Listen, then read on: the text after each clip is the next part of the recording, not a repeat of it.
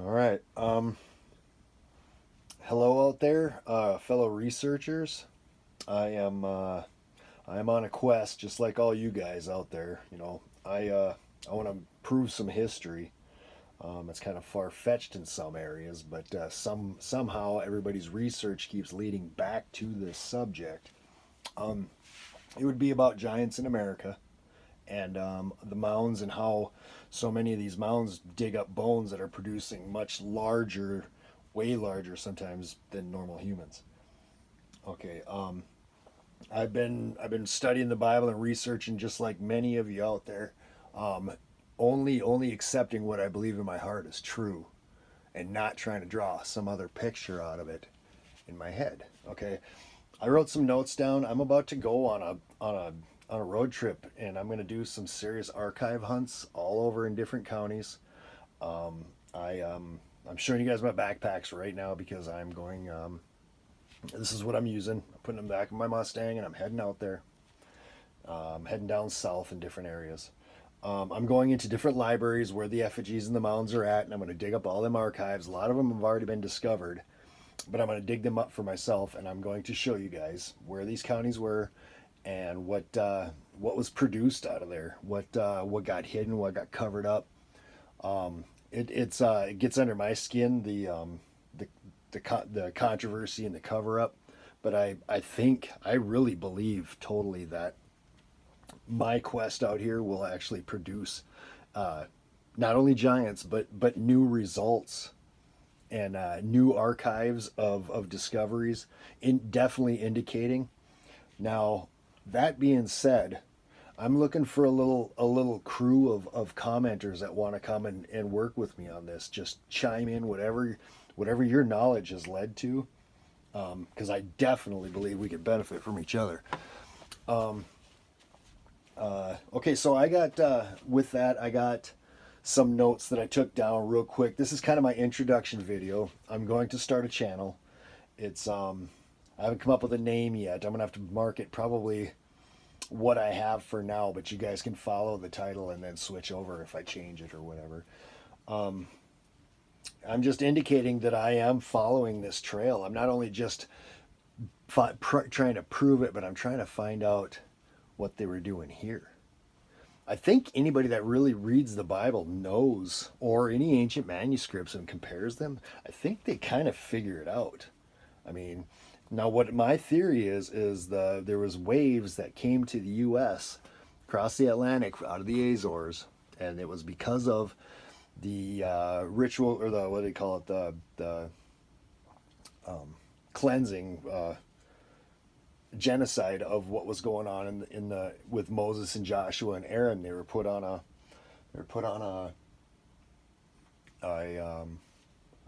a mission to go ahead and just in through the three generations just wipe these tribes out there.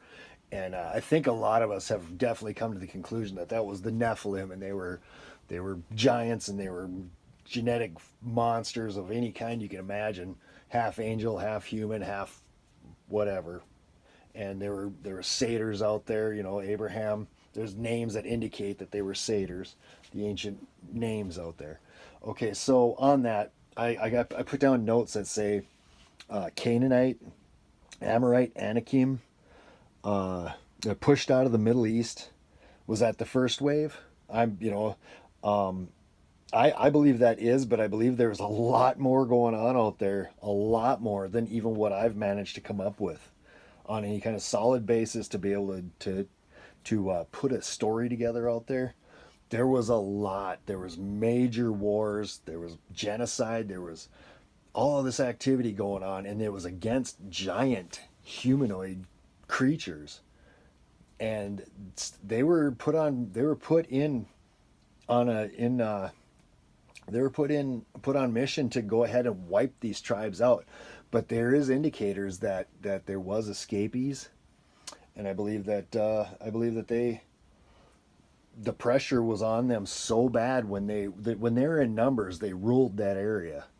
But when Joshua or Moses, Joshua, and Aaron came in there and were wiping them out by the numbers like that, they were running around in very small packs out there, and they were definitely ostracized or whatever. They were definitely not wanted anywhere they went, and they were literally running for their lives all the way to the Pacific Ocean or the Atlantic Ocean from through the Azores, all the way through the Middle East. And they split at the Mediterranean, and they became the Scyths and Phoenicians. And a lot of people know that story too, how that played out.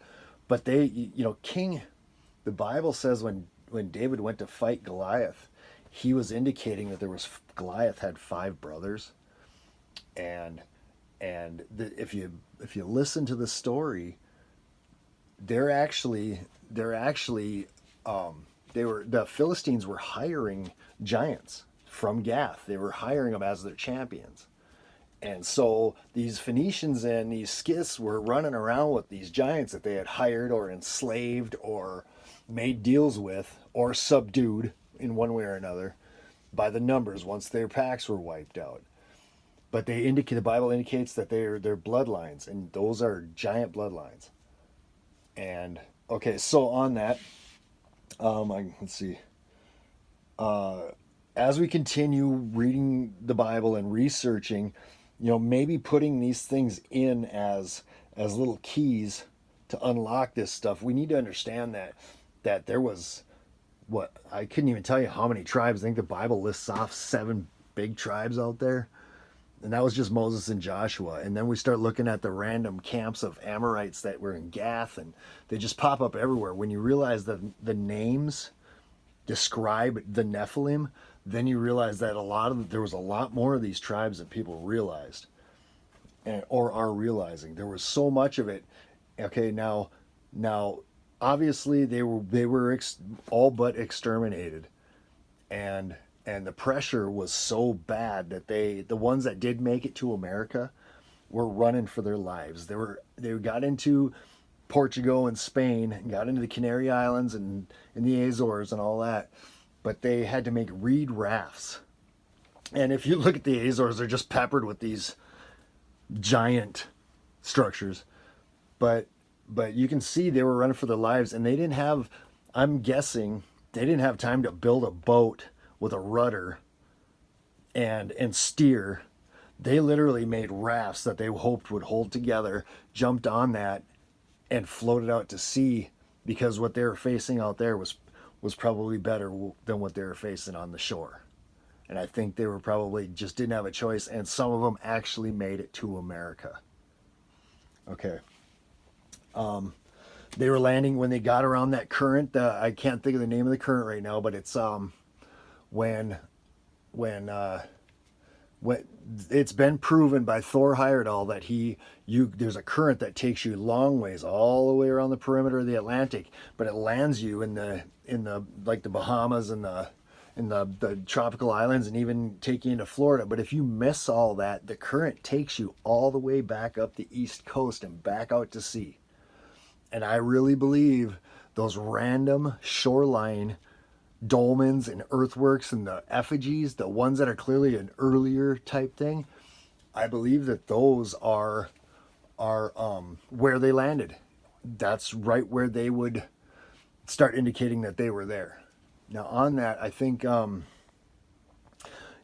it's always river inlets where they would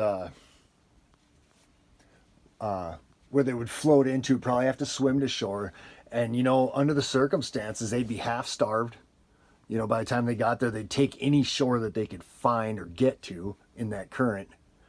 Even though they were giants, they were helpless out there. After a certain amount of time, they're out of food and everything. So you're seeing random landings on the East Coast. That's what explains why they're peppered all the way up the East Coast. And you can see the highway of the trade routes all along the rivers, but you can see where they were landing. Now, if you think I'm onto something on that, I really want to hear comments from you guys, man. I really want to build a reciprocate information and ideas. And I believe there's a lot of rock solid researchers out there that are going to back me up on this. Let's see. Okay, dolmens, earthworks, effigies, oversized tools. We're even finding those in my hometown here. There's a bank that is literally the the bank president has his door being held open by a big hammerhead or an axe head of some sort, but it isn't normal human size. He doesn't even realize what's sitting in his bank right now. And Jim Vieira is always talking about it. He's always holding up these 30-pound axes. This one's about 12 pounds. It's nuts. Single-handed hammerhead. So these things are everywhere. I'm telling you, that's why the giants are so random, though. Sometimes they're just peppered out by themselves, and I think those are the ones that never really got into society or anything. They just were on the run for the rest of their lives. I think that the trade routes that we see giant burials in with the Phoenician burials, but I believe it was because they were either worshiping them as gods or kings, or they were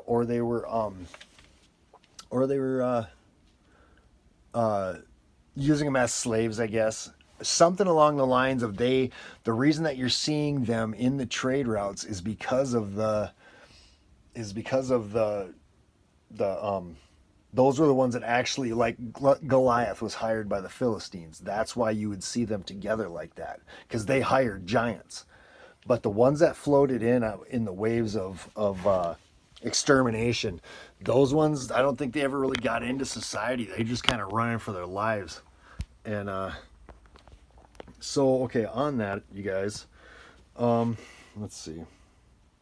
On that, oh, and on the, if you guys know of any patterns where, on that subject of the randomness of it all with the actual waves of giants, not the ones that were brought over by the Phoenicians, but the first waves that were escaping for their lives. If you guys believe this, then or have even more information than what I'm standing on right now, please share. I mean, I'll add everything to your information that I can too, or theories at least. Let's see. Oh, and on the Giants, I mean, we got them in Minnesota, and they're just buried at random, but we also got them buried with normal sized people too.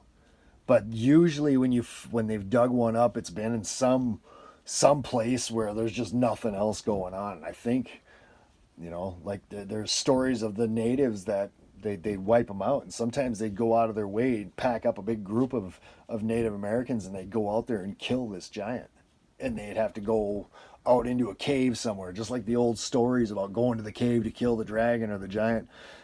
Many native legends about that type of thing going on. It just seems kind of funny that they're all the same story. But I think that's why they were wiped out. They were a nuisance when they were at random like that. And that's where you get all the stories from. Okay, guys. Well, I got a 13-minute video to start out my channel. I'm just gonna download this and I'll start adding an avatar and stuff. I'm just sitting in my bedroom, stranded right now, you guys. My job just fell apart. The business literally dissolved. I've been trying to put this together, and I did really good putting all of my trip coming up. I did really good. Now I'm putting the footwork together, and I want you guys to talk to each other. If you guys are researchers, talk to each other, and please give me your comments. I mean, I really believe what I'm onto is correct, and I believe that there's a lot more details than I'm getting right now. But I do believe that what we're looking at is exactly what the Bible was telling us. It is telling us the story, but we're not. We'll look right at Bigfoot. We'll look right at everything. And then we'll say aliens or whatever. But I'm telling you that the history of the world is what the Bible said, and those giants, they made it here, man. And I think it was in waves. It was a random thing, and I don't think they had any plan but just to try and stay alive. So, you guys tell me what you think. Really appreciate this. I'm going to be setting up kind of a big deal if this seems to be taking off in the next couple of months with followers and people that are wanting to get in on this little adventure. I'm telling you, man, this one's going to be entertaining because I know I'm going to get into those libraries and find those archives, ones that have never been discovered, because we're finding out that there was so much more activity going on here in America, And well, in the Middle East, obviously the Bible was telling us there's a lot more going on over there than we're understanding. But now I'm telling you, these random giants, that is not megalopathy or whatever. That is not it. That what you're looking at is the Bible story playing out. And the Native Americans, literally through the generations, when I don't want to get too into what I think happened as far as the tribes of Phoenicians and and the ancient Hebrews that landed here. We can get into those discussions because I do have my theories about all that, who they were. You know, I believe that the Philistines hired Goliath, and then they got their butts kicked anyways. They got dispersed, and and just like everything, the Hebrews went in there and dispatched and dispersed every tribe that they were on assignment for, and those survivors had to go somewhere. So okay, so I made it to 16 minutes. I wanted to look like an official video. So this will be a beginning step of my channel that I'm creating. I want to thank you guys very much. Please keep researching honestly and discerning, and tell me what you guys think. Okay, thanks a lot.